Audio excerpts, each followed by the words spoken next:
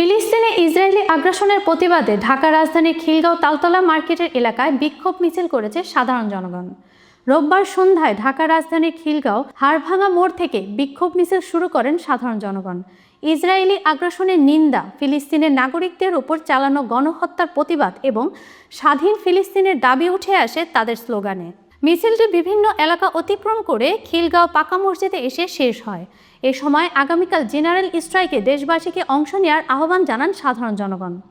রাজধানীর খিলগাঁওবাসী ইসরায়েলি পণ্য বর্জনের ডাক দেওয়ার সাথে বাংলাদেশের মুক্তিগামী সকল জনতাকে আহ্বান জানান।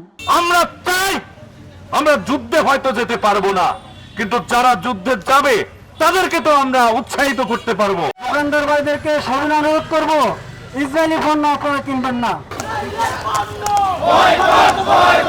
প্রকাশ্যভাবে বোমা হামলা করা হলো, পাখির মতো এরকম তাদের দেহগুলো আকাশের মধ্যে উঠে গেছে। শিশু বাচ্চাদের, পুরুষদের এরকম দেহগুলো ছিন্ন বিচ্ছিন্ন হয়ে এরকম এই দেখা গেছে 10তলা 15তলা বিল্ডিংয়ের সমান উঁচা এরকম উঠে গেছে। এগুলো আজকে আমাদের নজরে আসতেছে না, চোখে আসতেছে না। তো আমাদের কবে এরকম আমাদের সচেতনতা জাগবে, কবে আমরা জেগে উঠবো?